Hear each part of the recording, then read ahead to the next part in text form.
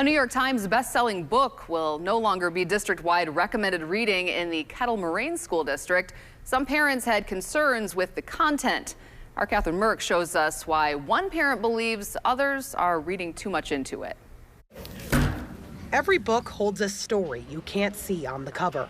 For Wish Tree by Catherine Applegate, it's one of controversy in the Kettle Moraine School District, but not for Christy DeMaster. I thought it was a really beautiful story, kind of had me choked up a little bit at the end. The parent still involved with her children's former school, Dousman Elementary, said she read the New York Times bestseller.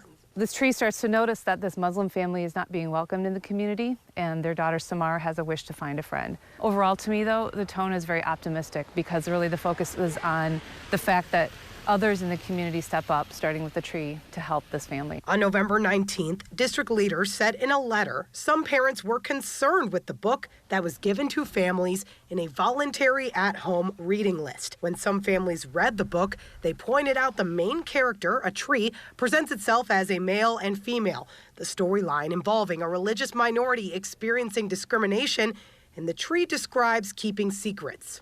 When a wise, magical tree, the hero of the story declares it can be any pronoun it wants. Many children will think, maybe I can too. That plants a seed most families in this room never agreed to plant. At a November 25th school board meeting, some parents told school board members what they read between the lines. The fact that they introduced it means they intentionally chose to indoctrinate them with the ideology within this book. In a second letter on November 26th, school leaders said they put it under review and now it is no longer used as a one-book community read.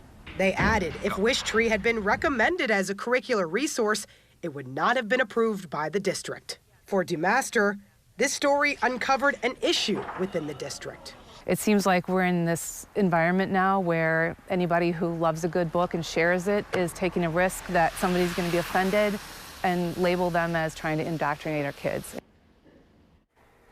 In a statement, the book's author, Catherine Applegate, responded to the controversy in the district. She said, quote, Wish Tree is a novel about compassion and community that's been used in countless one school, one book readings all over the country.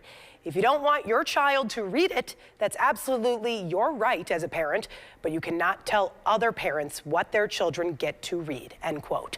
I asked district leaders if anyone would speak to me for an interview for this story. They declined. We'll send it back to you, Natalie.